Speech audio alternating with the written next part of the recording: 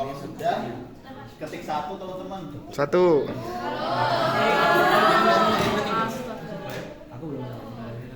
Di mana ketik satu?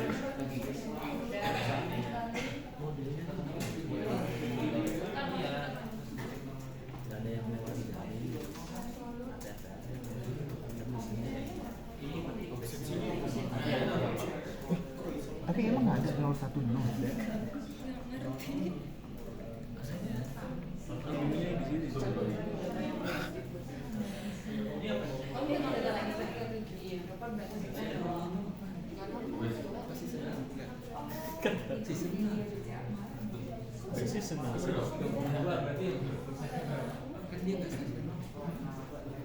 Itu data terbaru Ki, maksudnya dari Mei sekarang sampai yang kemarin.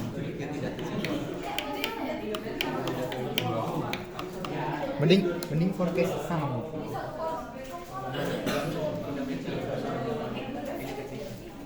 Sudah kan kalian yes? Ya. Oke. Baik teman-teman, untuk kasus ini sebenarnya sama kayak Arimnya tadi, cuman karena di ini ada tambahan bumbu musiman. Wih. Jadi untuk kasus ini dia ngambil data jumlah penumpang di bandara Soekarno-Hatta sama Batam. Tapi yang pakai ini yang Soekarno-Hatta, yang Batam kalian bisa belajar aja sendiri.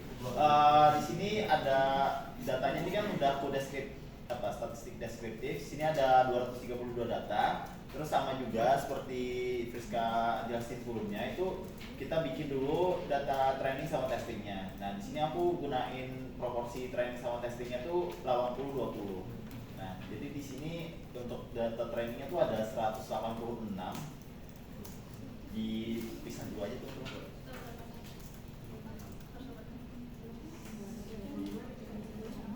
Ya 186. Ya, terus sisanya dimasukin ke data testing.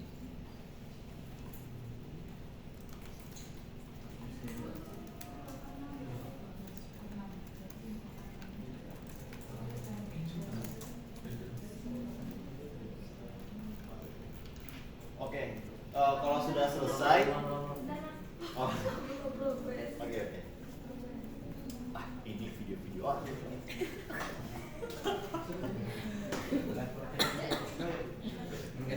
Itu sulit.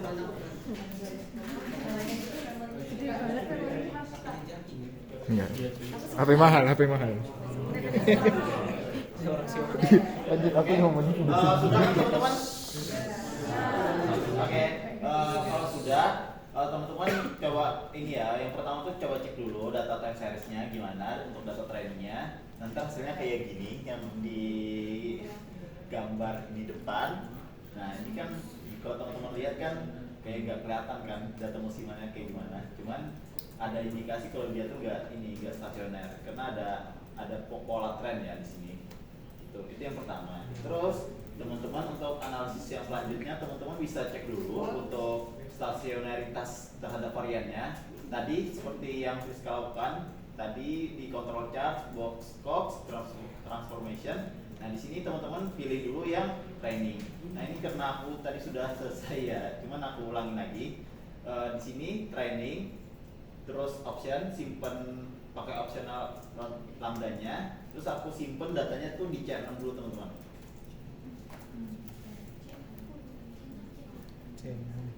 C6 ini kebetulan udah aku lakuin tapi aku ulang lagi dari box cok. Buskok. Untuk Box cok. boxnya udah tahu kan tempatnya di mana? Iya. Udah. Tahu. Oke, tuh okein aja. Nanti ntar kayak gini kan teman-teman. Nah, kalau teman-teman nemu hasil lambdanya 0,5, artinya dia masih belum stasioner di variannya. Makanya dia kalau artinya apa ya? Lambdanya itu 0,5, artinya datanya tuh di kuadrat ini, di akar kuadrat. Gitu. Nah, jadi hasilnya 207 yang ini ya di C6 ini. Nah, terus kita lakukan lagi hal yang sama. Uji box lagi. Tapi yang ini lakukan untuk data C6.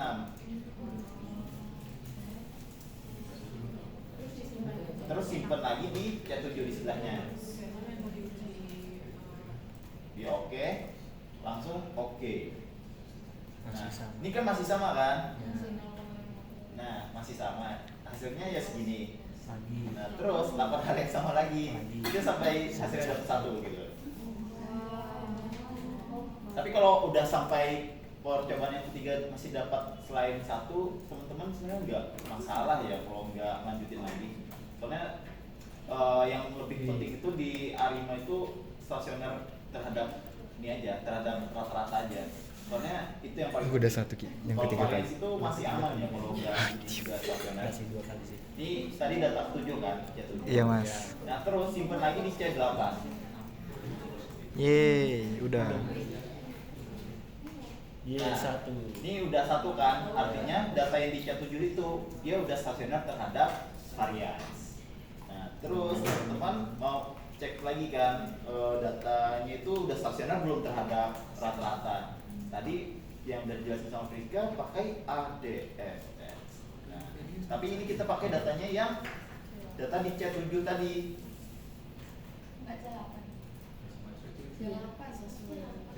C7 C8 sama kok.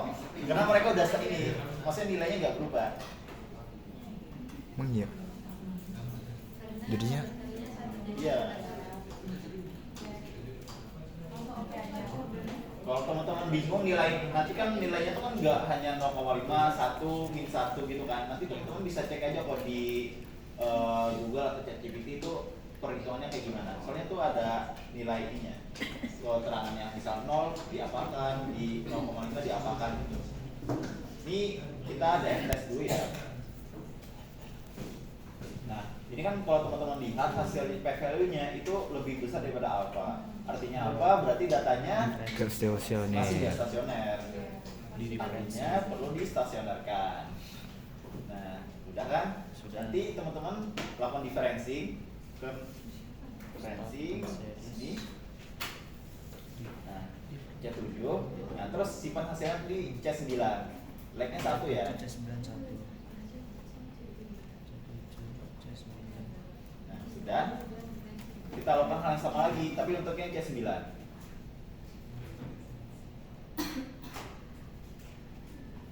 Iya, aku belum presensi. Nah, kalau teman-teman udah lihat, ini kan hasil p-value-nya udah lebih kecil daripada alpha. Artinya datanya udah stasioner. Nah, kalau udah sampai sini, teman-teman udah bisa melakukan ke analisis selanjutnya, yaitu analisis ACF dan PHCF. Nah, teman-teman bisa cek di sini ACF PHCF-nya. Teman-teman bebas sih mau number of line-nya mau berapa.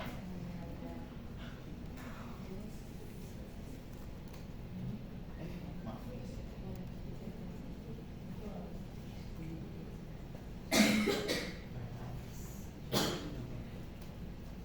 Nah, oke, kita start dari ACF dulu ya.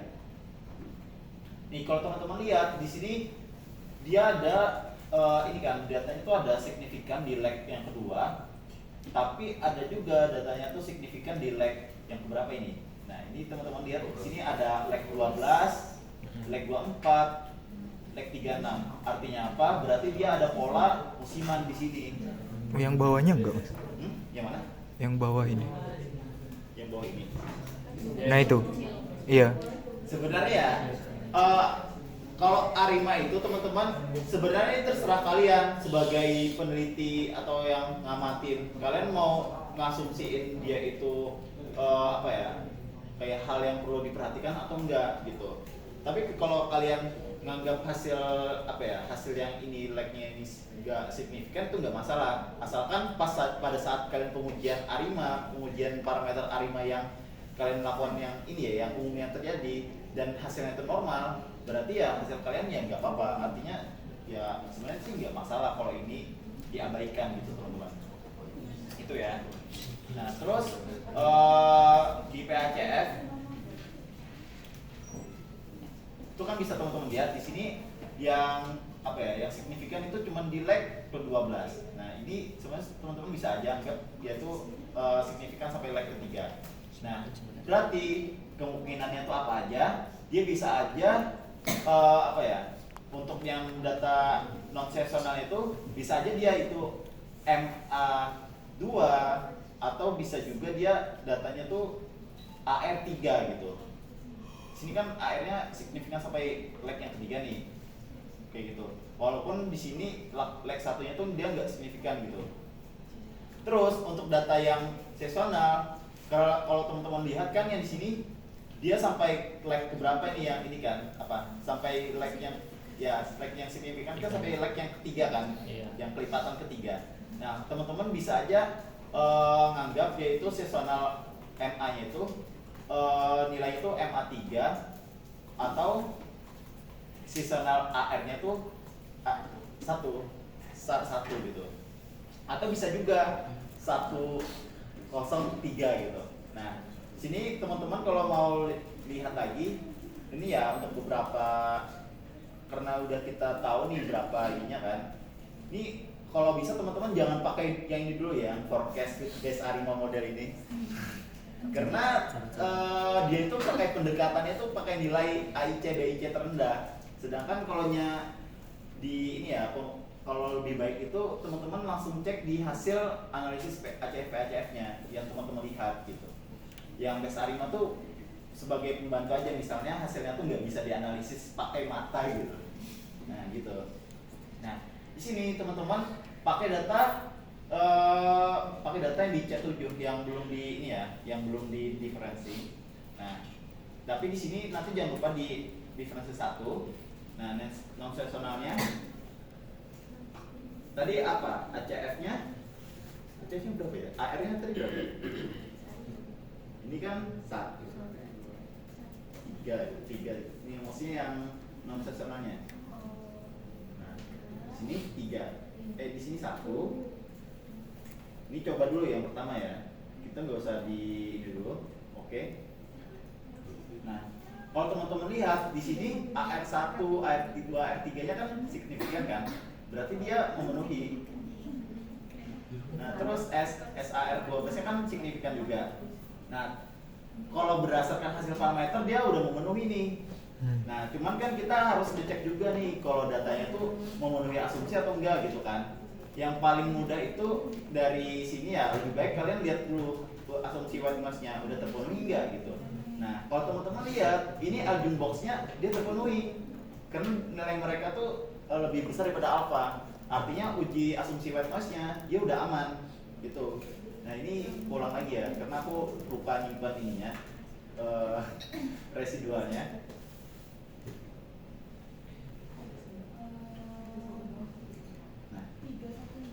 Ya kan?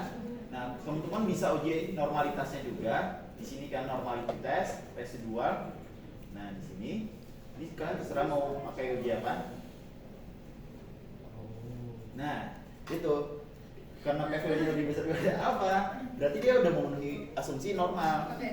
Berarti pakai apa ya? Model ARIMA yang tadi udah dibikin, ARIMA berapa tadi? ARIMA 100 itu dia bisa dijadiin model yang ini, model yang salah satu model terbaik. Tapi kan nanti kan ada pengujian ininya, ya kan? Nah, ini aku cuman contohin satu model aja ya, sampai yang ke ini aja, nyocokin ke testingnya. Nah, ini kan sudah selesai kan? Tapi kita masih belum ngasih lihat hasil forecastingnya. Ini kan forecastingnya kan ada berapa nih? 1, 2, 3 sampai nih sampai 46. Nah, nanti teman-teman pas yang di apa ya, di ARIMA-nya tadi, di ARIMA yang tadi ini, teman-teman bisa aja langsung di sini forecast. Nah, bentar ya.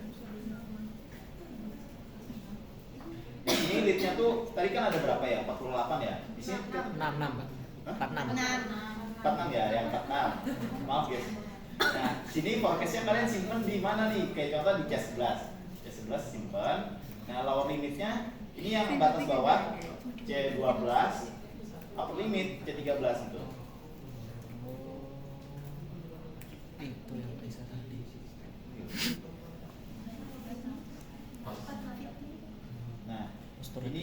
Nah, ingat teman-teman, ini kan masih bentuk yang udah di kuadrat apa ya, diakarkan 2 kali. Teman-teman kalau mau bandingin sama testingnya, kalian kembaliin lagi ke bentuk yang sebelumnya gitu. Nah ini teman-teman bisa aja langsung kayak gini ya, langsung di kalkulator.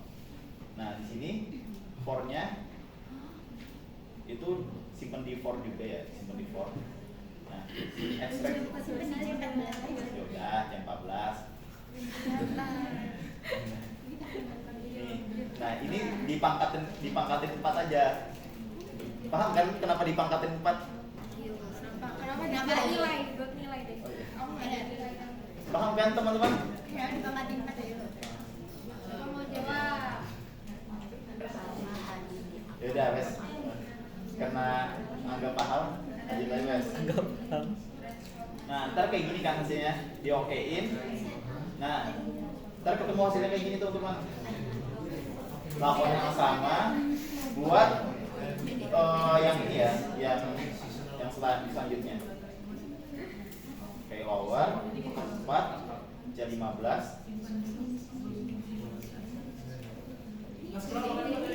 Hah? Kan dipangkatin diakarin 2 kali. Enggak. Poinku. Tapi itu tadi jelas coba. Nih. Paham nggak? Ya. Paham nggak? Ulangin aja dulu. Oh, yaudah guys, ulangin. Intinya tuh kenapa dipangkatin 4? Karena tadi kan pada saat kita tes stasionaritas terhadap variannya, itu kan rounded value-nya kan atau lambdanya kan nilainya 0,5 2 kali kan. Nah, 0,5 itu artinya datanya tuh diakarkan gitu. Nah, karena diakarkan 2 kali, makanya pas dikembaliin itu dia dipangkatinnya dia pangkat 4 gitu. Kalian ntar sesuaiin aja sama ini ya, sama konteks nilai rounded gitu. Karena ini kebetulan nilai Dia lebih paham ini sih. ya, masuk aman gitu. Nanti susah kalau yang Iya Ji. nilainya elok gitu. Sekarang apa?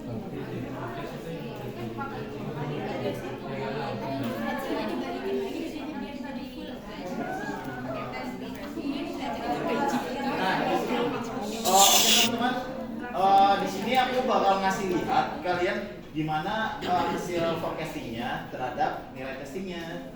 Sebentar ya, ini data testingnya segini, terus nilai residual nilai forecastingnya gini. Bentar. Nah, terus di sini ada time series plot, teman-teman, tinggal drag aja. Nah, di sini kan bentuknya kan masih terpisah kan. Nanti teman-teman pakai yang layout overlay gini. Nah,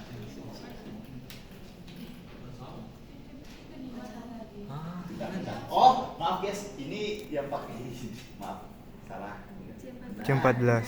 Kayak jam 14 guys. Nah, Hai, kelas. Nah, terus kalau teman-teman mau ngecek ngasih lihat batas atas batas bawahnya, ntar kayak gini. Nah, Wow. apa pencet Grab builder Grab. Grab, graph builder. Nah, ini kemana bisa dan bangunan? Nih, ini kan di sini ada bagi dilihat. Nah, teman-teman pilih time series plot. Nah, terus teman-teman di sini masukin aja yang data testing, data yang udah data forecastingnya yang udah dikembalikan ke bentuk normal ya, sama batas atas sama batas bawahnya. Yang udah dikembaliin. Nah, tapi kalau teman-teman masih Blur, blur. Kameramen ya. kalau teman-teman masih yang kayak gini, jangan lupa di sini ada layout. Nah, ini panel continuous variable itu pindah ke overlay teman-teman. Nah, ntar jadinya kayak gini. Hai, kelas. Tinggal di oke, sudah selesai gitu. Nah, terus Keren. untuk uji tadi ya MAPE ya. Iya, kan? MAPE. MAPE RMSE-nya tuh sama aja kayak yang sebelumnya. Jadi aku nggak perlu ngasih tahu kalian di sini ya, karena udah dijelasin dari sebelumnya. Berarti makin nilai forecast yang udah dibalikin. Yep, pakai itu. Oke. Jelasin ulang ya, Cek. Mungkin dari Sarima kayak gitu aja dulu ya teman-teman. Kalau ada pertanyaan bisa langsung. Chat. Sekarang deh. Sekarang aja nanya. Iya ya. Siapkan data kita. Boleh.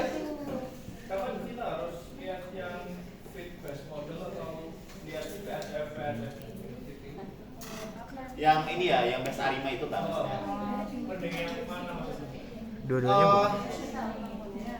aku izin jawab ya. Kalau pakai umumnya ya, kalau bisa tuh utamain ACF-ACF-nya dulu. Nah, tapi kalau ACF-ACF-nya tuh kayak berdasarkan hasilnya itu dia itu nggak terlalu menolong atau kayak hasil pengamatannya tuh susah dinilai, kayak lag-nya tuh nggak jelas nih, gitu. Tiba-tiba ada signifikan di lag kayak keempat atau kayak kelima, tapi dia nggak ada pola gitu. Ya udah teman-teman bisa aja teman-teman bisa aja kayak pakai base Arima gitu buat ya udah nih kayak dia tuh lebih bagusnya yang mana gitu. Itu yang paling aman ya, maksudnya yang paling apa sih, paling malas lah gitu bahasanya untuk nyari nilai ininya, modul Arimanya. Tapi kalau teman-teman rajin ya pakai yang di R sih, pakai subset, cuman ya ribet sih. Belajar sendiri ya. Iya. Ini kan Gitu. Jauh nggak? Mau tanya, kalau pakai yang lihat gambar ACF itu terus kan makanya kita perlu lihat model yang lain juga.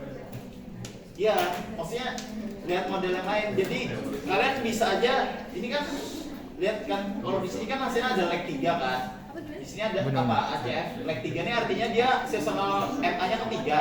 Tapi kan dia belum tentu dia tuh modelnya tuh bagus gitu. Bisa aja ada model lain. Nah, kayak gini. Ini kan aku tadi kan pakai pendekatan nilai R semua kan. Tapi ternyata nilai AF-nya juga bagus gitu. Ini aku pakai coba Nah, itu belum model dibagi MA gak ya. sih? Pakai model Dia belum MA ya. dibagi 80 Buat 20. buktiin ya. Nah, ini kan time series Arima. Ini aku mati ini dulu.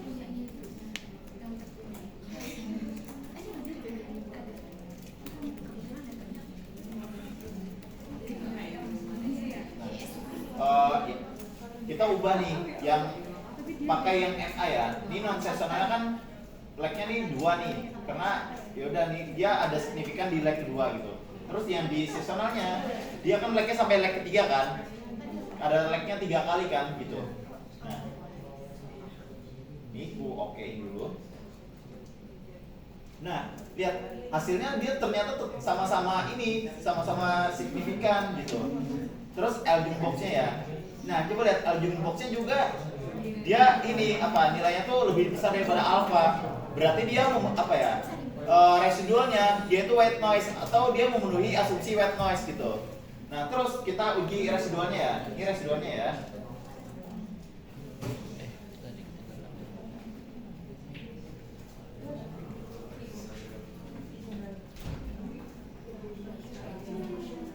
Nah, ternyata dia juga memenuhi asumsi normalitas. Berarti secara model yang barusan aku buat itu juga bisa dijadiin model Arima buat ini, buat nge-forecasting. Nah, gimana kamu mau ambil yang mana yang bagus? Nanti kalian kan ada ini kan yang uji MAPE sama RMSE itu kan. Nah, nanti kalian bandingin aja ya mana sih hasilnya yang ternyata paling bagus gitu buat data yang kalian udah bikin gitu. Nah, itu jadinya gimana ya biasanya? Jadinya tuh model yang dihasilkan tuh bisa jadi lebih dari satu yang terbaik gitu. Bisa jadi 2, 3 atau lebih banyak dari itu. Nah, kalian tentuin aja yang mana yang terbaik. Pakai yang pendekatan evaluasi tadi yang MAPE sama RMS-nya itu.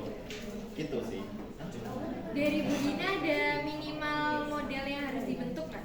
Udah sempat dia belum ketemu online. Oh, Hah? online. di video sih ada. Oh iya. Emang ada di video bilang Kalau apa? Di kami Di video 5, bilang apa? tapi kayaknya ya better 5 Iya. atau 3 lah minim. Kalau 5 ya ini kalian cek sampai 5 kali sampai 5 model sampai Emang ada di videonya residualnya tuh bilang? 5-5-nya. Berapa? Iya. Iya. Langsung. Ih, saya 9 Eliminasi. Jadi misalnya kamu punya 5 model di signifikansi parameter. Yang signifikan 3. Yang boleh kamu lanjut ke uji diagnostik residual cuma 3 model ini. Udah kan 3 nih modelnya. Terus yang white noise ternyata cuma 2. Berarti dia langsung yang ke normalitasnya ya udah kamu ceknya pakai yang 3 model. Ya kan sama resi 2. Ntar kalau jadi kayak bikin tabel lagi, dia signifikan enggak, terus residualnya memenuhi enggak. Ntar yang dipilih misal 2 model aja yang ternyata dia signifikan sama residualnya memenuhi semua. Itu baru yang dievaluasi MAPE yang 2 model ini aja. Masih boleh ulang MAPE tadi. Cara MAPE. Ini sebentar ya pasti.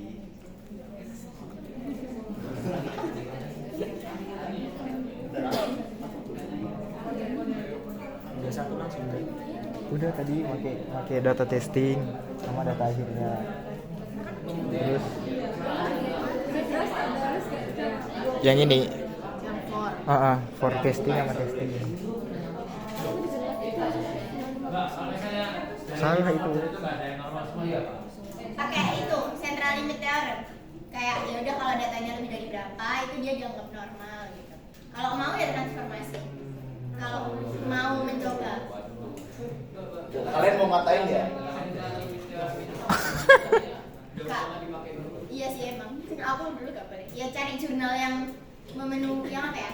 Yang mendukung asumsi kalian gitu loh. Bentar guys. Meterku gimana? Biasanya pas presentasi Bentar, bisa ini, bisa. Sabar. Yang kemarin aja. Saya. jadi emang pas lama sih. Enggak sih. Enggak ada apa-apa. Bagus. Yang satu sama 0,04.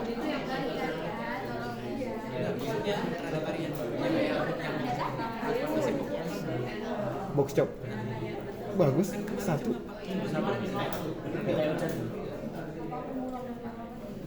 Tapi emang bisa. Soalnya ini data lama, maksudnya dia sampai 2024 doang. MAPE tuh gini kan? Itu bisa. Enggak harus data terupdate. Oh ya udah aman berarti. Itu tuh Y min Y topi dibagi Y sama aja.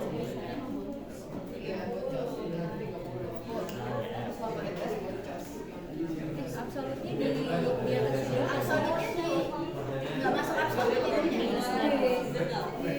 duanya yang bagian jadi absolutnya atas atau semua ini semua sama aja sih kan harus di absolut deh. Di bawahnya nih average. Di average. oh di average kali 100. Yes. terus kan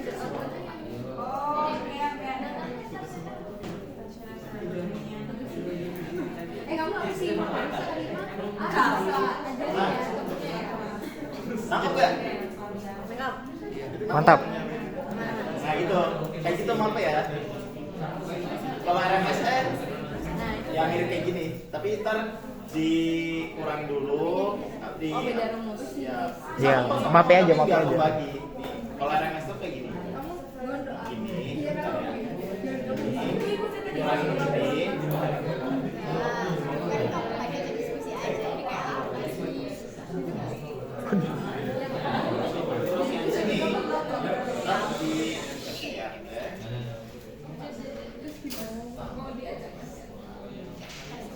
Kemarin kita juga kan kamu ya bebas satu waktu.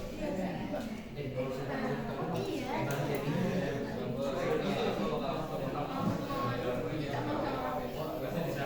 Oke, nggak mau. ntar kayak gini. Nah ini hasil RMSE-nya. Nah, kalian intinya bandingin kalau RMSE bandingin yang paling kecil. Kalau yang MAPE juga yang paling kecil. Yang paling kecil paling baik. Kalau RMSE juga gitu. Ya. Udah gitu. udah Eh. aku mau nawarin Kelas. dia ada sintaks R kalian mau dijelasin atau yaudah ditaruh di drive aja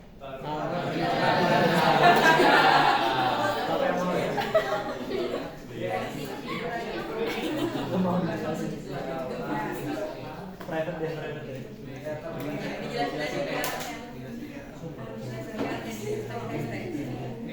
Jujur aku barusan udah lupa sih. Lupa ya. Langsung paper YouTube lah habis ini. Anjir, upload YouTube, Cok. Mantap, Mas, mantap. ya.